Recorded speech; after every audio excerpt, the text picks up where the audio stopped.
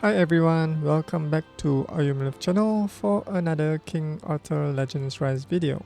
So in today's video, I'll be showing you my progress in one of the dungeons, the power up dungeon, where I'm facing the polar bear in the frozen plain, who is also known as Aldri. So as you can see here, I've already made some progress to clear frozen plain stage 8. So this stage was pretty difficult because the enemy here, although the polar bear is slow, right? Aldri is slow, but he has superb defense stats. And I'm also tested on plains stage 9, and it's also super difficult to make a dent to this polar bear fur. Alright, so let me show you how I clear this frozen plain 8.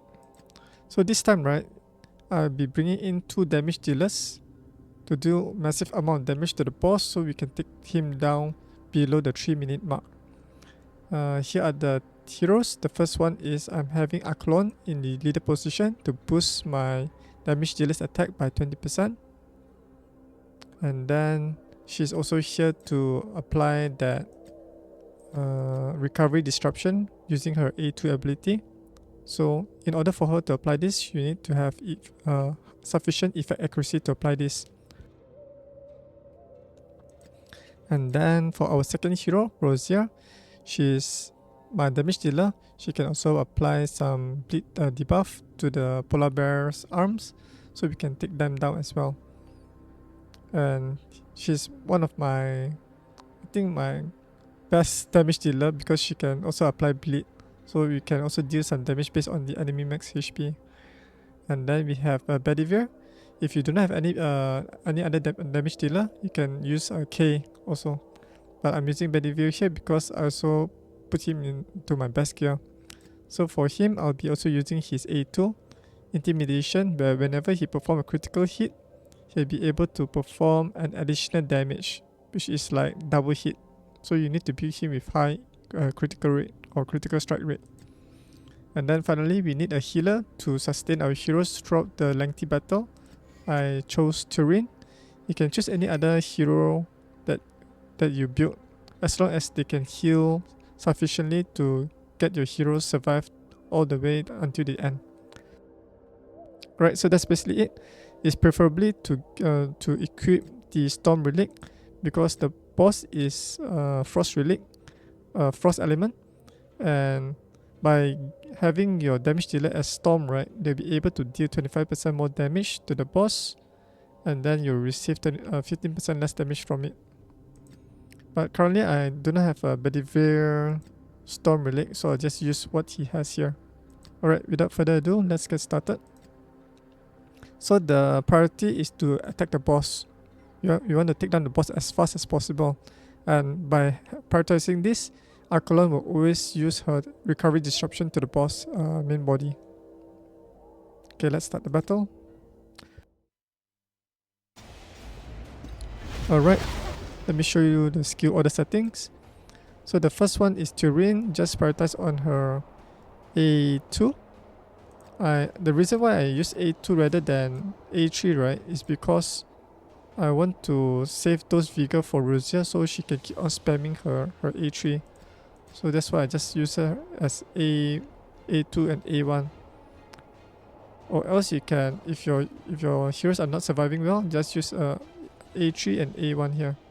For Rosier, as usual, I use her A3 to spam the AoE area of effect attack and also apply bleed. Bedivere is using his A2. As I've shown you earlier, he can do double damage there. And finally, Accolon, her A2 is to apply the recovery disruption. Okay. So let's target the boss. Make sure those debuffer heroes that apply those debuff, right, like Accolon and Rosier, they both need to have sufficient effect accuracy, at least 40% above, to apply those debuff. Otherwise, it will not stick on the boss. So as you can see, right, my Turin is using her A2, and her A2 only applied that what's it called, healing over time, which is only for like 1 turn. So if your heroes are unable to tank the damage, even with the increased defense from Turin, right, then I highly recommend you to use the A3.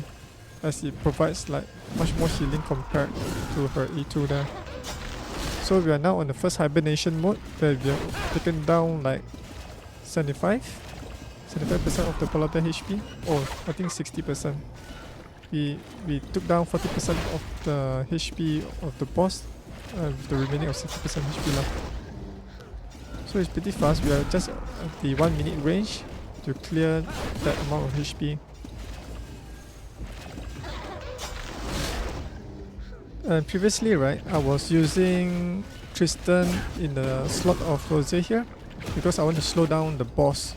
So if let's say if your heroes are pretty slow, right? Let's say if your Accolon is like below 150 speed, it's highly advisable to use Tristan to apply the decreased attack speed, so the boss will be slowed down, giving you sufficient time for Accolon to apply that recovery disruption on the boss. Okay, now the boss is dealing a massive amount of damage. Hopefully we can heal up on time. All of my heroes here, I think they are above 160 speed. So with Turin at a high speed, right, she can keep on constantly putting up that heal over time to heal our heroes faster. Okay, the boss haven't got into his second hibernation mode yet. Oh no, Rosier is frozen. Hopefully she can extend those bleed debuff. Okay, now the boss is in his second hibernation mode. We'll need to do massive amount of damage here before he wake up from slumber, because during his waking up, right, he has this increased defense debuff. Right now he's like very vulnerable, so your damage dealer can do massive amount of damage during the period. Okay, we are on the below 3 minute mark here. We are almost there to clear Aldri.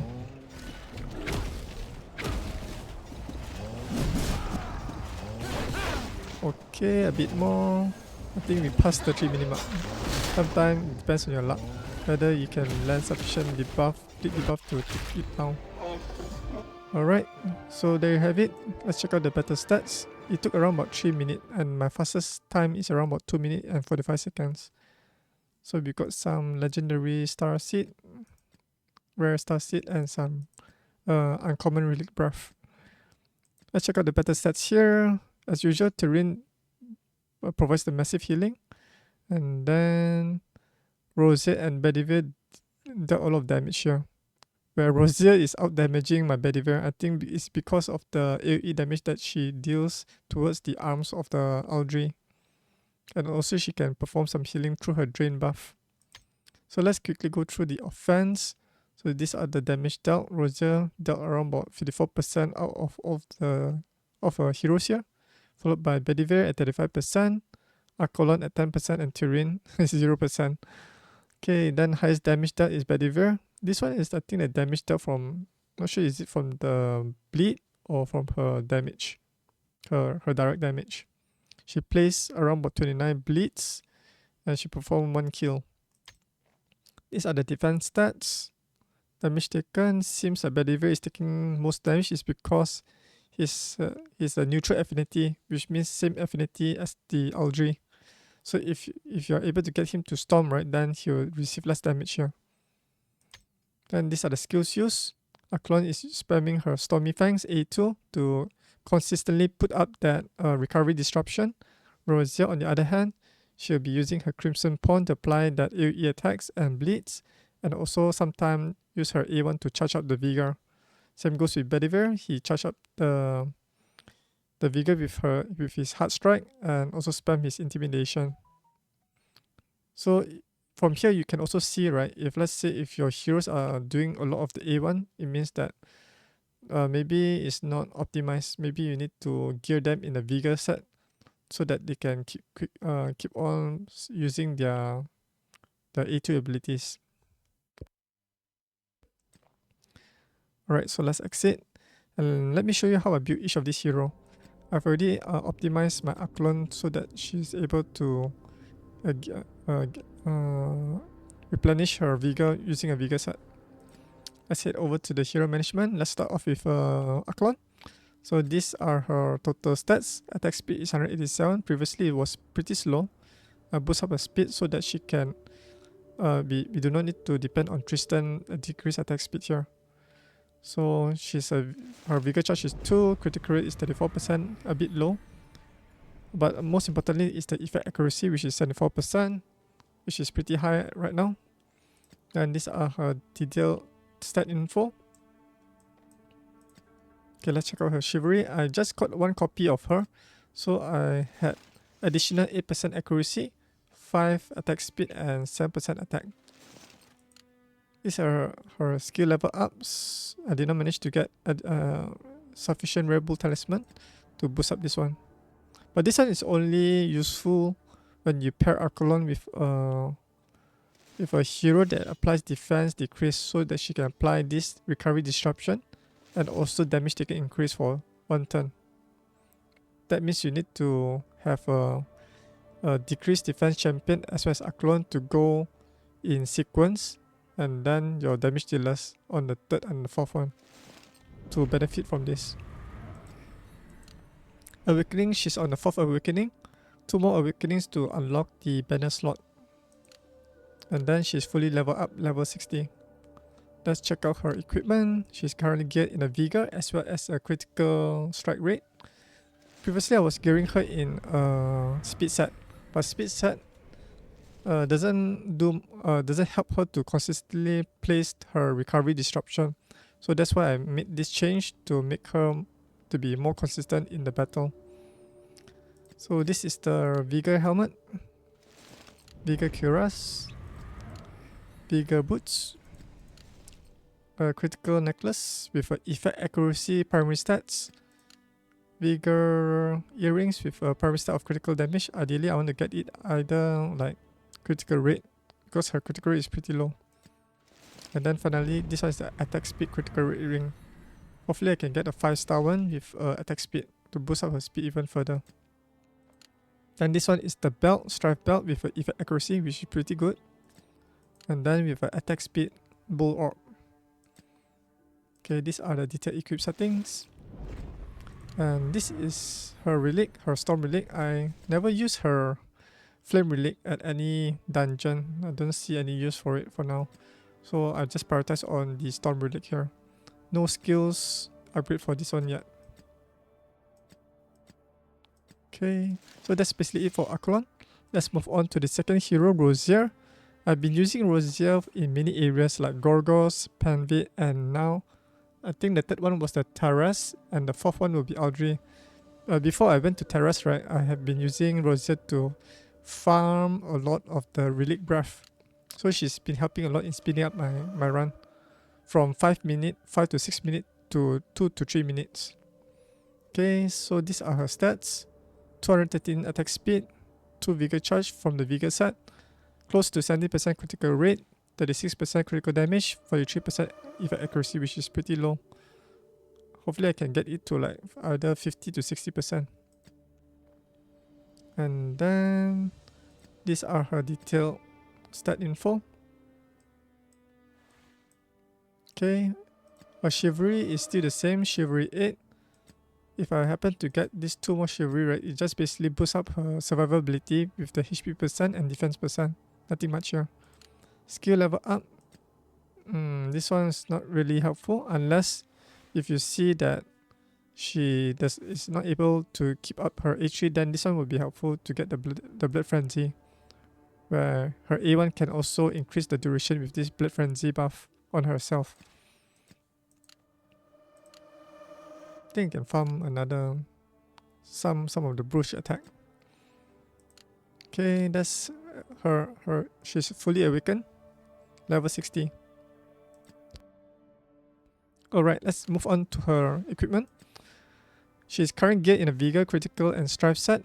Vigor is to generate additional 1 vigor, so she does not need to use her default ability to recharge her vigor.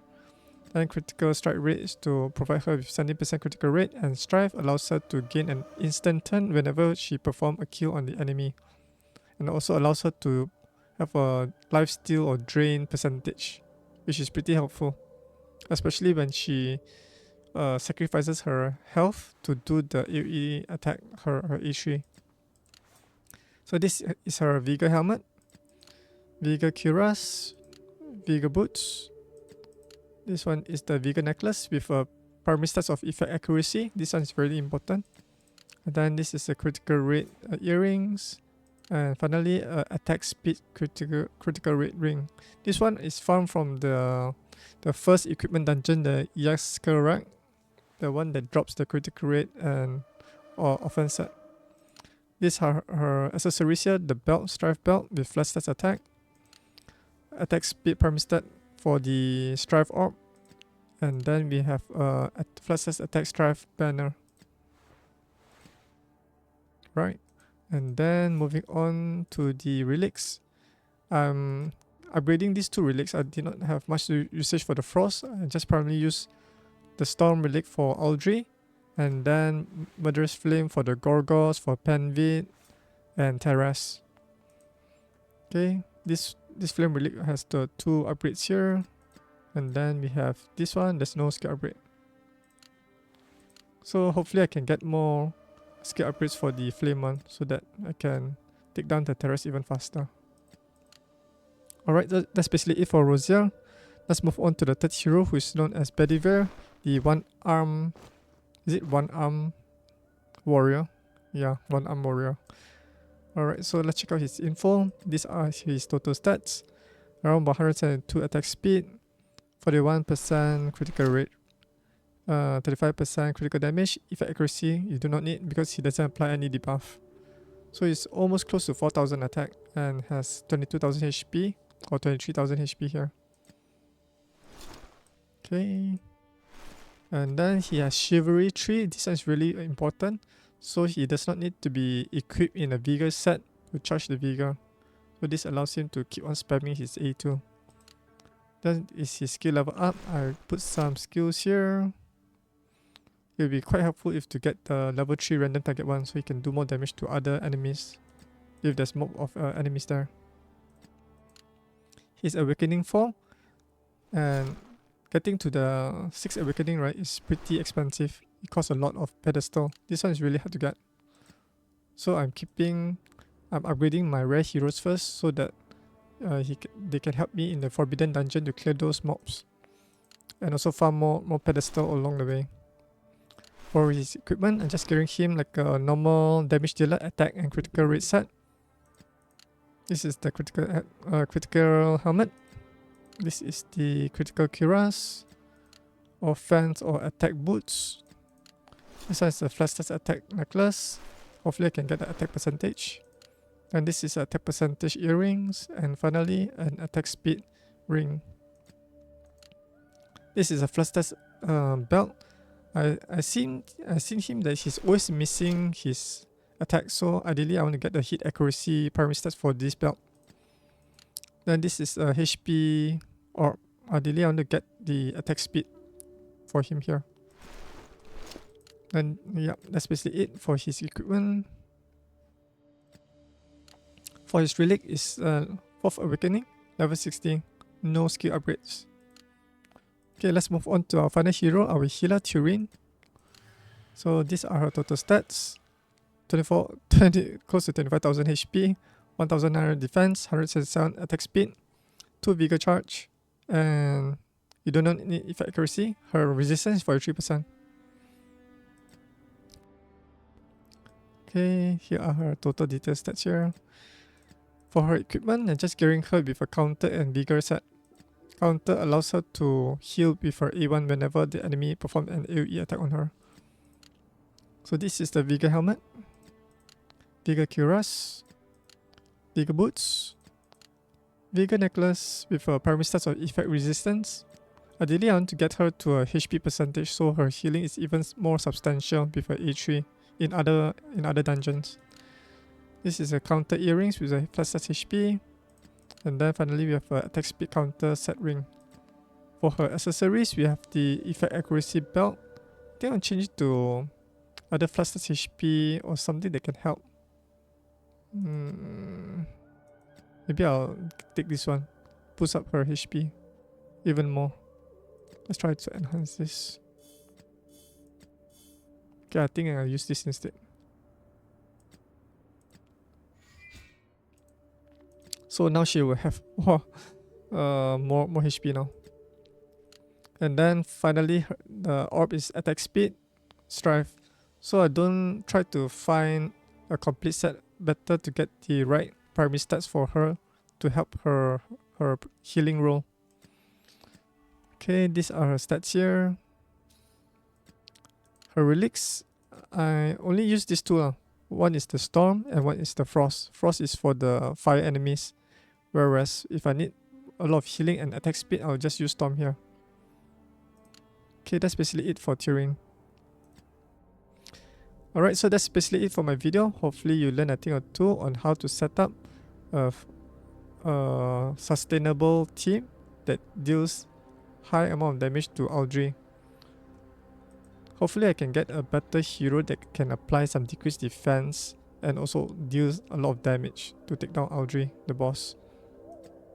So if you want to know what other people are using in the frozen plain, right, you can always click on this graph and see what heroes they use. They have Bedivere at the first rank, Morgan as Storm, Accolon as Storm, and then Frost Gillian, Sarah, Morgan, Gillian. So pretty strange, right? People are still using Frost Bedivere, even and not even using the Storm here. Alright, so that's basically it for my video. Hopefully you learned a thing or two from this video. If you do give this video a thumbs up, and if you're new to my YouTube channel, you can click on the subscribe button to not miss any videos that I upload on this YouTube channel. And you can also support me by supporting me in the Netmarble website. So once I complete some preliminary missions provided by Netmarble, then I'll be able to provide you with some energy coupons, stamina, and so forth. Alright, thanks for watching, and I'll see you guys in the next video. Bye!